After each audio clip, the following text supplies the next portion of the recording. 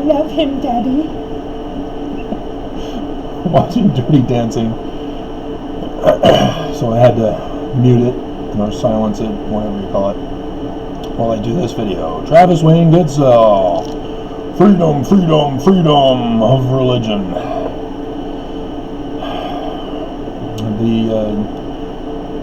The Constitution of the United States of America, which includes the Bill of Rights, which includes Amendment number 1, talks about freedom of religion.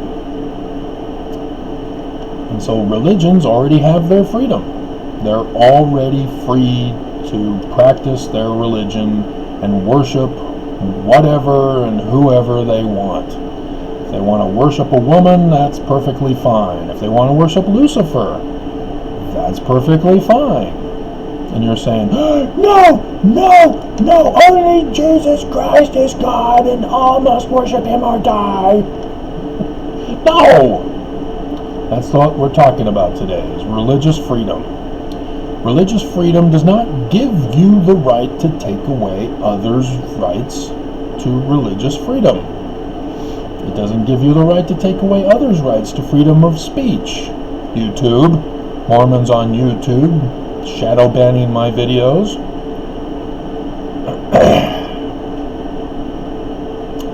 And we have Bednar, who just got out to the BYU Law School with a talk about how coronavirus is taking away the agency of Mormons to gather at church.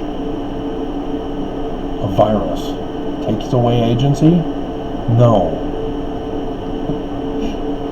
Why don't you talk about old age taking away the agency to move and do what you used to do as a young boy?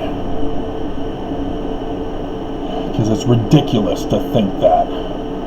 And yet there he is today, and the video was shown on my requested videos, that he did a follow-up to double down on how coronavirus is threatening America and religion. My God. So, what did Joseph Smith think about all of it? Did you know he did?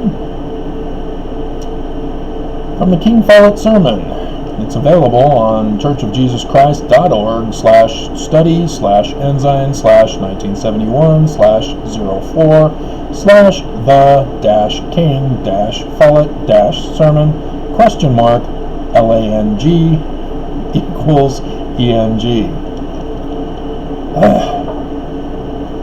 Just, I might as well just say it rather than stopping the video, putting in the link, trying to remember to put it in the description.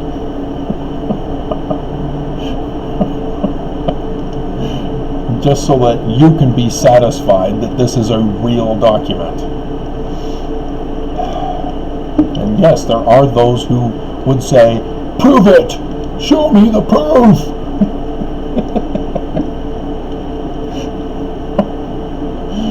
It doesn't mean it's existing, it's fake. It's on the church's site, it's fake. So, he had in that different sections titled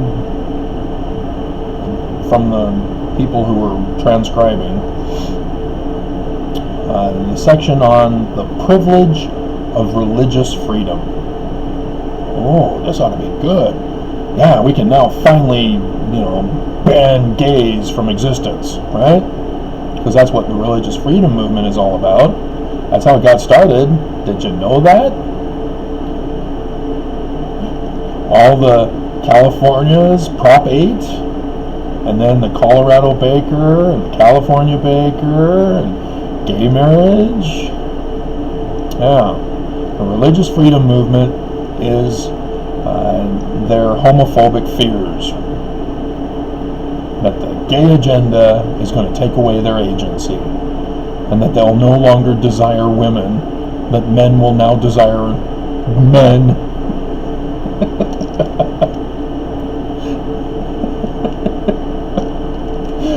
Oh, dear God, the family unit is in trouble. My husband will turn gay and will leave me. And I'll have to take care of these kids. That is the real threat, as my uncle decided he wanted to be gay to join the club and abandoned his Barbie doll wife and his Barbie doll 3 little girls.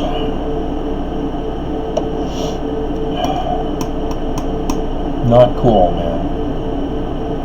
Uncle. So, what did he say? But meddle not with any man for his religion. All governments ought to permit every man to enjoy his religion unmolested. So far, Mormons and fundamentalist Christians are going, yeah, don't tread on me, cranking up the Metallica. No man is authorized to take away life. Wait a minute, we're talking about religion. Taking away life? Huh. In consequence of difference of religion. Oh, see? He just supported me. No, I'm in harmony with Joseph. As Mormons, who do you want to be in harmony with? The founding prophet? Or Christian fundamentalists who want to take away the agency of man? Whose plan in heaven was it? To take away the agency of man. I'll have to think about that. Maybe it'll come to me as I do this video. Yes, I already know the answer. Which all laws and governments ought to tolerate and protect. Right or wrong. Every man has a natural and, in our country, the United States of America, a constitutional right to be a false prophet as well as a true prophet. If I show verily that I have the truth of God and show that 99 out of every 100 professing religion ministers are false teachers, having no authority, while they pretend to hold the keys of the kingdom of God on earth, and was to kill them because they are false teachers, it would deluge the whole world with blood. I will prove that the world is wrong by showing what God is. I am going to inquire after God. So, yeah. But you see his point. It's not just taking away life, taking away liberty. Oh, we're locking you up because you know, you're of that religion. Oh, well, we're taking away your property because you're that religion. We're denying you baking you a cake for your wedding because you're not my religion. You see how Joseph Smith would have responded. Joseph Smith says, bake them their cake, leave them alone, let them be happy as they want, because they are free to worship how they want, even if it's atheism.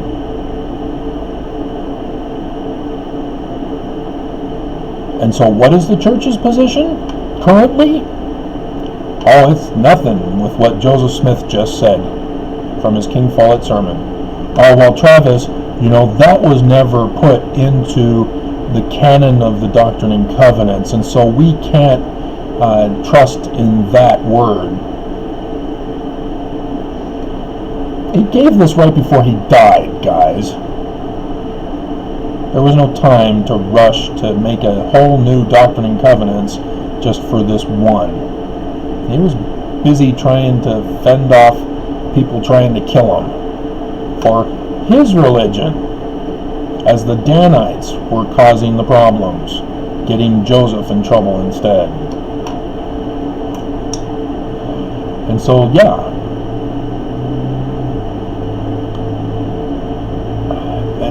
it's not complicated, Mormons. choose you this day whom you're following. The current church or Joseph's church? Because the doctrines are not the same. They're completely contrary to each other. This church that we're in takes away agency. They interfered in Prop 8. They interfered in the Colorado Baker case. They interfered in the Southern California Baker case. They've been interfering time and time and time and time and time again to impose their religious morality on others. And whose plan of salvation was that? To take away agency. And if they kept it within the religion, yeah, there's nothing the government could do. There's nothing anybody could do. You can't sue somebody because they excommunicated you because you disagreed with the doctrine. If the church was holding you hostage, making you drink Kool-Aid laced with poison, don't drink the Kool-Aid. Except is awesome, man. Unbelievable. I did Balls to the Wall on April 1984, and then I hadn't heard from him until, like, recently, this year. It's like, they've got other songs? Don't drink the Kool-Aid? This is awesome. These guys are old, like me.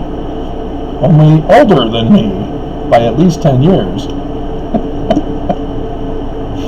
Because I was 14 in April of 1984.